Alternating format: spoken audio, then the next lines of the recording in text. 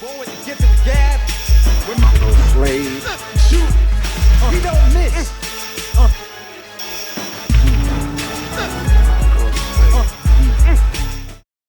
Welcome to 3 Count Commentaries. There's going to be sort of a triplet of videos put out on the quote-unquote Super Tuesday. This video is going to be about the ratings. So this video alone is just going to be an analysis of the ratings breakdown, what drew and what didn't, and why I think certain things drew over other things. Now, let's get started with the winner. The winner was NXT, 921,000 viewers, a 0.30 in the 18 to 49. AEW Dynamite got 609,000 viewers, a 0.26 in the 18 to 49. Now, I would consider this mostly a good thing for AEW. While they didn't win, AEW actually was fairly consistent in the 18 to 49, which is the demographic that they care about. Last week, they got 800,000 viewers, in which they said that there was a Nielsen screw up and they lost a ton of viewers because of Nielsen and DVR and all that kind of stuff. But they got a 0.28 last week. So that means even with the MLB playoffs and with NXT, they still only lost 0.02% of their audience. So they didn't lose that much of their audience in comparison to, anything else. So the idea of AEW playing defense to retain at least part of their audience actually worked. As a strategy, it worked. For NXT, however, loading up the show with legends and, the hottest new guy in the company with LA Knight, it bumped NXT up quite a bit, but actually not as much as you think.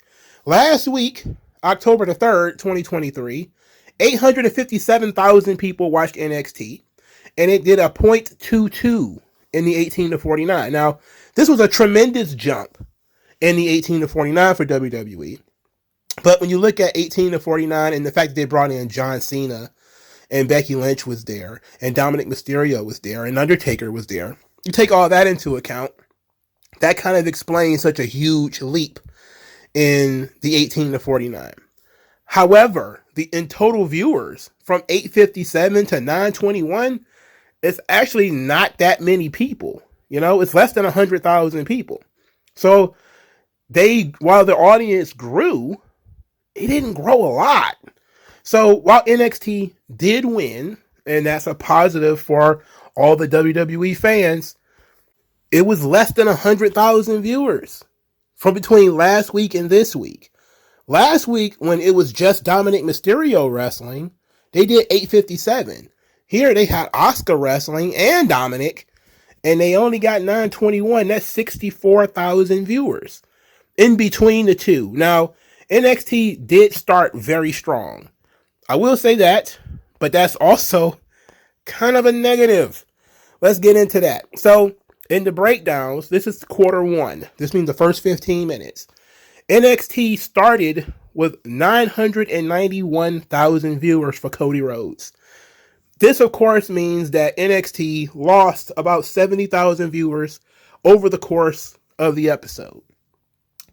This is a positive for them because they maintained most of their audience, only losing about 70,000 people throughout the course of the show, when most of the show is wrestled by rookies and people nobody knows. Okay, that's fair, even though, Cody ate up about 15 minutes and then John Cena had his little thing there in the middle.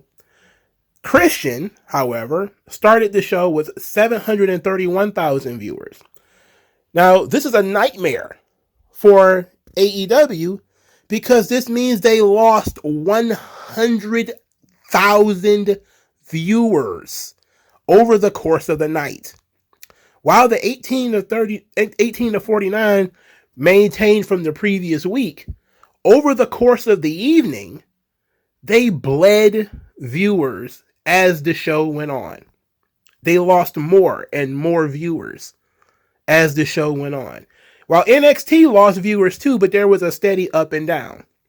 Let's go into that. The second quarter, which featured let me be a little bit more correct. First quarter was Cody Rhodes, Ilya Dragunov, and Dominic Mysterio's live promo. That was the first 15 minutes of NXT. 991,000 viewers. For Dynamite, with 731,000 viewers, this featured the short Christian promo, which is probably about 90 seconds, and the beginning of Bryan Danielson versus Swerve Strickland. Quarter 2, the next 15 minutes, this will be the 8:30 hour.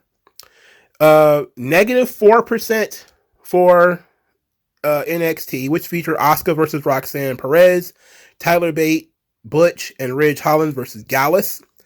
It was minus 4%. A minus 10% for AEW Dynamite. 655,000 viewers. This is the continuance of Danielson and Strickland, as well as Chris Jericho versus Powerhouse Hobbs. So that means the longer that the Danielson match went, the people didn't want to watch it. And it's almost as if guys like me, and I have to give credit to Vince Russo, he said long matches don't really draw. We've been saying that. People came out of the show saying it was the better wrestling on AEW Dynamite. But once again, the longer the match goes on television, the more it sloughs off. People did not care about that match. You can say it was a 5-star classic. People have said, oh, it's a pay-per-view quality match. I'm not going to say it wasn't. But it didn't draw. People didn't want to see it. You lost double the percentage of NXT. NXT only lost 4%. AEW, well, they lost 10%. Now, NXT's turn to lose 10%. Butch, Holland, Gallus with a picture-in-picture, and Becky Lynch, Lyra Valkyria's video. NXT lost 10%. So that means the longer that match went, that Gallus, Tyler Bates, Brawling Brutes thing, and it went longer than it should have, they lost 10% of the audience, down to 861,000 viewers. While Dynamite actually went up 3% to 673,000 viewers. This is the last 3 minutes of Jericho versus Hobbs, the Adam Cole, Roderick Strong video, and the beginning of Orange Cassidy and Rey Fenix. Now, the next quarter, which takes us to 9 o'clock, NXT goes up 6%. The typical WWE tactic of, hey, we're going into a new hour. What do? They put on a big star. John Cena starts right after the ad break. John Cena is in the ring with Braun Breaker. NXT is up 6% to 909,000 viewers. So their tactics work. AEW, however, continue to have a long match. The finish of Orange Cassidy versus Phoenix, the Tony Storm picture-in-picture video, Wardlow versus Matt Sydal, the Jericho Garcia Matt Menard backstage promo, and the beginning of Jay White versus Hangman Page with picture-in-picture, they lost 12% of their audience, down to 589,000 viewers. So they did it again, right? Long match. Jay White versus Hangman Page. So what do you think happened in the 9:15 hour? If you've been we're pattern recognition machines here in our human beings are. If you've been following the pattern, they had another long match. What do you think happened for AEW? The viewers went down again. 549,000 viewers, a minus 7%, as Jay White and Adam Cole continued. Meanwhile, NXT went up in viewers to 958,000 viewers and a plus 5. This featured Cody Rhodes backstage with the D'Angelo family, Baron Corbin doing a promo, and the beginning of Dominic Mysterio versus Ilya Dragunov with LA Knight. So, NXT went down in viewers. What do you think happened? Dominic Mysterio and Dragunov were still wrestling. That's what happened. They were down 5% to 914,000 viewers. Dynamite went up by 1% to 557,000 viewers. And this was because of Jay White, MJF, and Juice Robinson's live promo and another Tony Storm backstage thing. Now for NXT, they went up. They lost 5% down to 914. This is the last 3 minutes of Dragunov versus Dominic. The backstage segment featuring John Cena with Trick Williams, Carmelo Hayes, Jade Cargill and Shawn Michaels, Baron Corbin, Dominic Rhea Ripley, Brendan Fraser, and then the beginning of Danny Palmer versus Lola Vice. So I can almost guarantee you Danny Palmer and Lola Vice probably lost most of the audience. NXT was then down again in the next segment, the 9:30 to 9:45 hour. Why? If you guessed it, Danny Palmer and Lola Vice were still in the ring. So 887,000 viewers. The Chase U segment followed that. Braun Breaker and Paul Heyman did their thing. Cena and Hayes did their entrance, and then they did the Brian Pillman Jr., as it's listed here, the Lexus King video. He didn't announce his name was Lexus King, but we're just assuming that's what it's going to be. Dynamite, however, was flat. For some reason, it put plus 0%. It's not really a plus. It's just 0. 0 is not a plus or a minus. It's just 0. So it went from 557 to 558. So I guess that is a plus. Because Hikaru Shida and Saraya were starting their match. And then, of course, you had the Takeshita Don Callis promo. So next, Dynamite is still flat. Why? Picture-in-picture ads, MJF and the Acclaim had a promo, Christian Cage's live promo, and the beginning of Adam Copeland versus Luchasaurus. So once the people got what they needed out of this whole thing, and a lot of people have pinpointed this, once the MJF Juice Robinson thing happened, the crowd, the ratings flatlined. Essentially, they didn't grow that much afterwards. So here it is, the 9:45 hour. MJF, the Acclaimed, Christian Cage live promo in the beginning of Adam Copeland versus Luchasaurus. They were only at 559,000 viewers. So even Christian cutting a promo couldn't bring people back. Even Edge in the entrance and everything, even though he didn't get his full entrance, didn't bring people back. NXT lost viewers, negative 2%, 866,000 viewers. This was the continuance of Braun Breaker and Carmelo Hayes, and you hit Tiffany Stratton, Asuka, and all of them in a backstage promo. Then you get the monster kick up for NXT. NXT is up 11% to 960,000 viewers for the finish of Carmelo Hayes and Braun Breaker with their post-match, including The Undertaker. This included also an 8-minute overrun. NXT ended at about 9 after 10. AEW also got a nice little uptick from the finish for Adam Copeland and Luchasaurus with the post-match brawl featuring all of the different factions and everyone fighting. They ended at about 10:15. So they had a 14-minute overrun while NXT had an 8-minute overrun. Interesting breakdown here, but as you can see, it's pretty consistent. Shout out to WrestleNomics for providing the chart that I've been reading from. And it's been said 100 times, the longer matches go, the less people are interested. You know, people just kind of change the channel. I don't think that this means that wrestling matches don't draw, because clearly some matches do draw. There were matches on here that drew, you know. But when you look at, let's say, the big uptick at the end of NXT, well, part of it was people saying, "Oh, the show must be over. Let's turn back to the product now." And they were still on. You know, Undertaker was there. Same thing, similar with AEW. Is a lot of people probably tuned in to TBS at 10 o'clock thinking that this wrestling shit was over, and it's still on. But the big news is when you look at how flat AEW was in the middle of the show. From 8:45 till 10 o'clock. From 8:45 to 10 o'clock, AEW either lost viewers or stayed flat. That was it. NXT had a couple of big peaks at the beginning, at the top of the hour, and at the top of the next hour.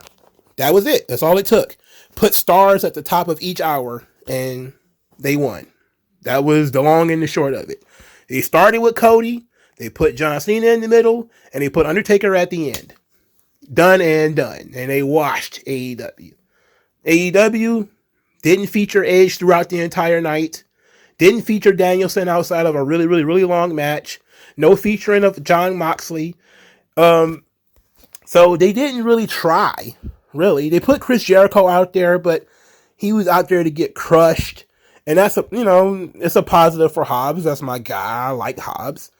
But when you look at how WWE attacks, they don't try to counter with the wrestling matches. They counter with big personalities. They counter with segments. They counter with things that people might want to see.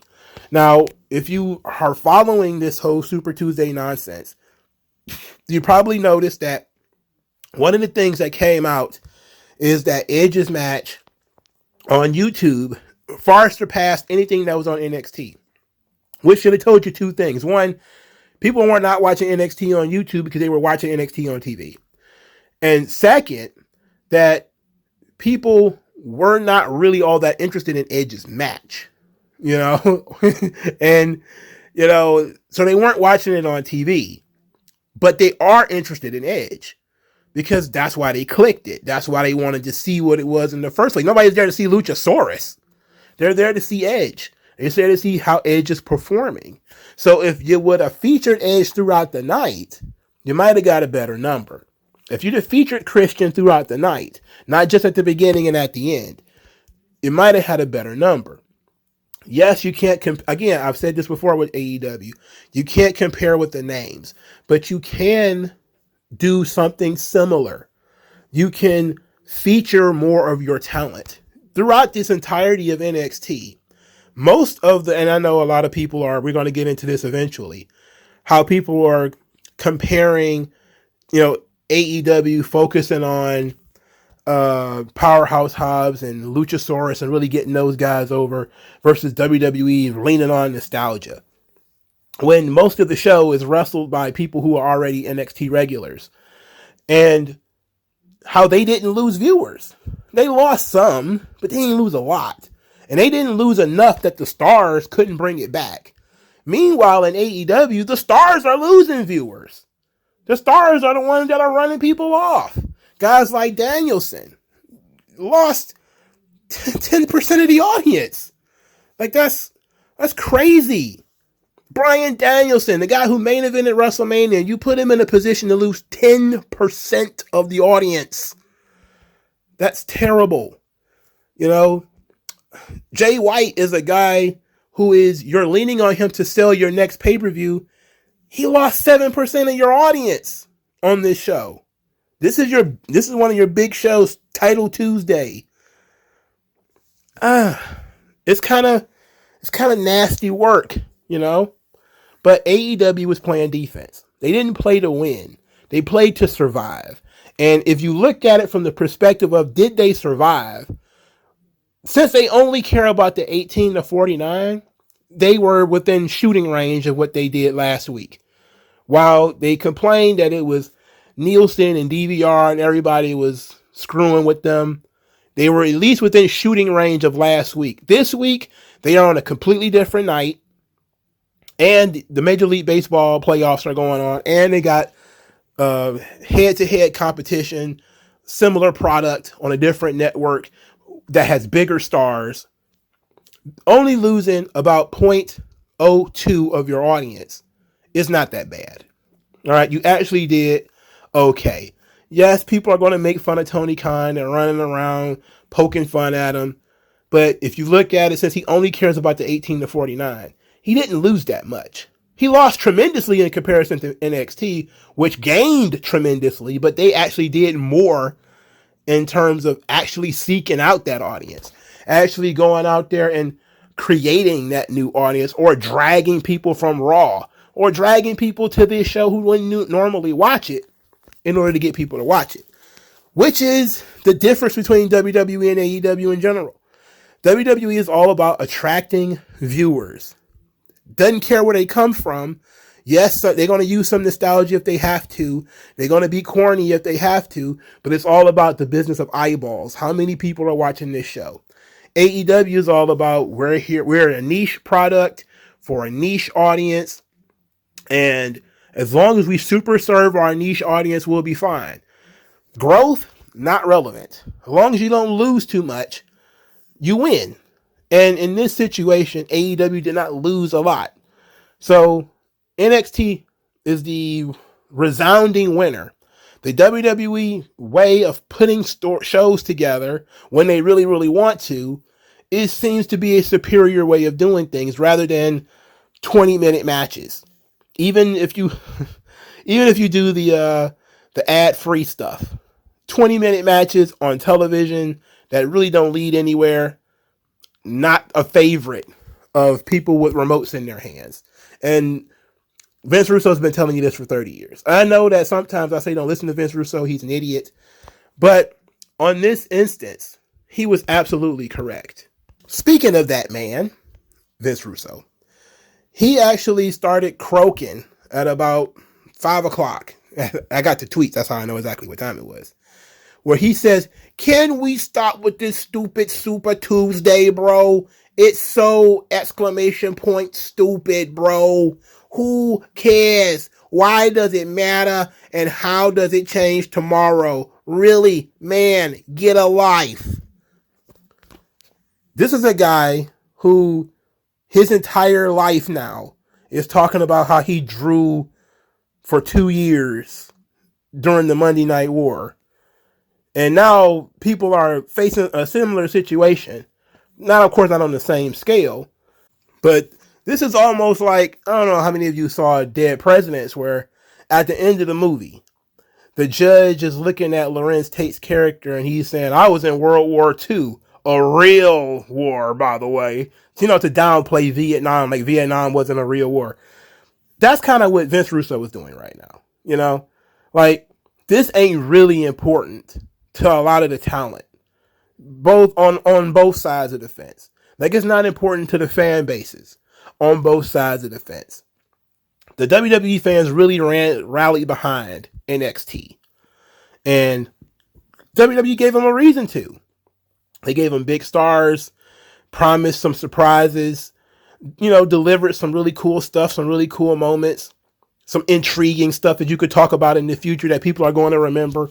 And I've been talking about this on this channel too. These are things AEW should be trying to do. Creating moments. They created a moment with Paul Heyman and Braun Breaker. They got Undertaker, like the Godfather, in the ring with Carmelo Hayes. They got Cena in the ring staring down Braun Breaker. You got Cody in there mixing it in with guys. And it feels like these dudes are the next up. Like, one day, the situation is going to be reversed, and Braun's going to be in Undertaker's position looking down on some young guy one day. And this is the stuff that WWE fans live for. This is the stuff that they save in their memory for 25 years. People still post pictures of Undertaker and Jeff Hardy, or when Undertaker talked to John Cena backstage. This is what they're good at. This is what they're best at. And this is what NXT was all about.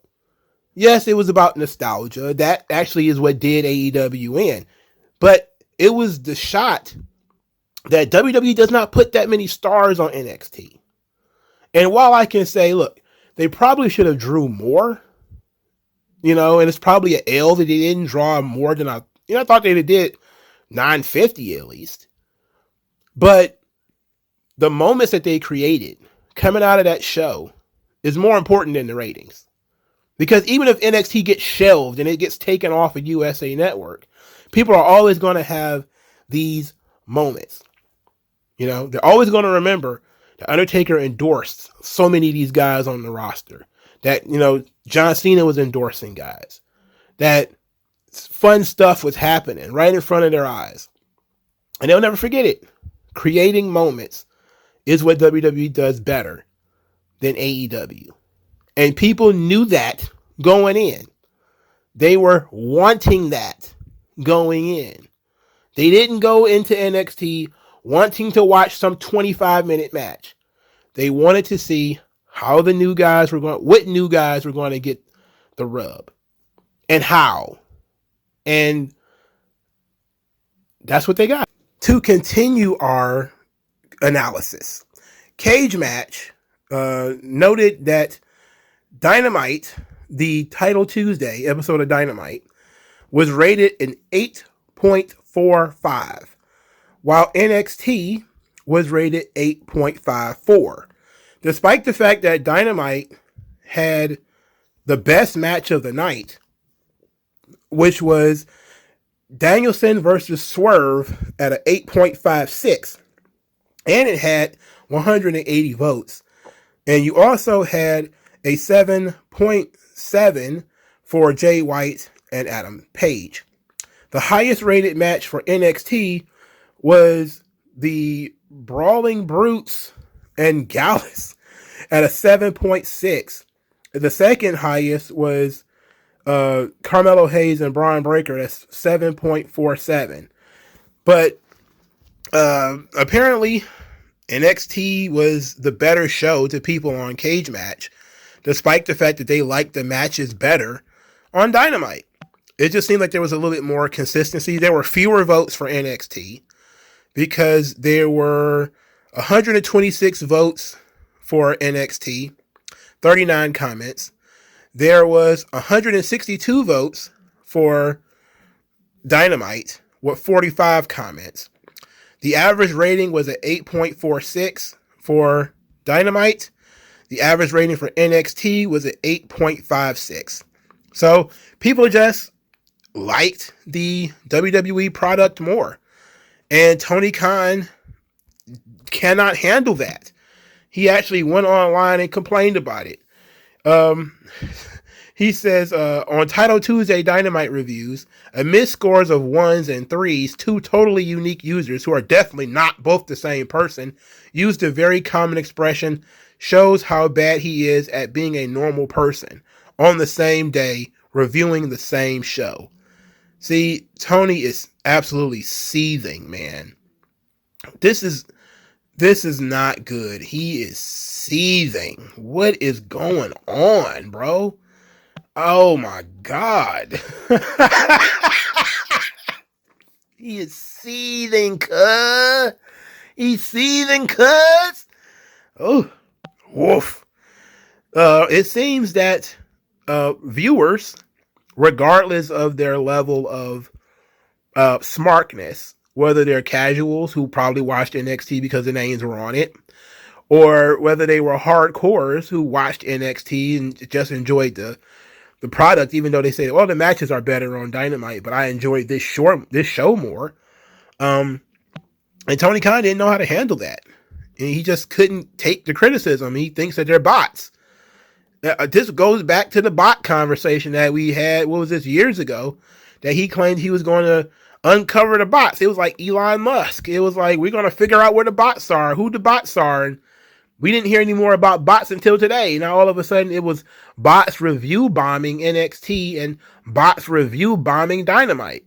And it's like, it just cannot be that people like something that you think that they shouldn't. That is elitist. It is elitist nonsense. You cannot have that attitude about your audience. You guys shouldn't like this. But they do. That's the weird thing. You're telling people what they shouldn't like, but they do like it. They do like it, Tony. What can you say? Even if, who cares anyway? It was 100 and some odd votes, bro. Cagematch is not like 10, 15,000 people. It's like less than 200. Less than 200 people voted in both of these things. Together, it was still less than 400. Like, who cares what this paltry number of people think about your product? It's a paltry number. Just get back to work. Say, hey, look, we got it. It's okay because Tony Khan is a little different. He's a little, not just on the spectrum, but he's just a little like you, like me. A guy who's a little too into the weeds, who, read Meltzer and Alvarez, listens to the podcast, and he cares a lot what his peers think. He cares a lot with people who he probably shared blog days with. He cares what these people think. And because he cares what they think, he gets offended very, very easily. And it's not necessary. Tony, it's okay. You can relax. I promise you. I promise you can relax. It literally doesn't make sense for you to be so aggy about this whole thing. WWE delivered to their audience that they drew. They went out and sought that audience and brought that audience in. AEW just cocooned themselves in their own audience and says, we're doing just fine here. 609,000 viewers, that's fine. We didn't lose that much in the 18 to 49. We did okay. And you know what? Neither of them are wrong. All right, like, share, subscribe. I'll talk to you guys later. Tell me what's worse than learning all that you led to believe was all horse crap. They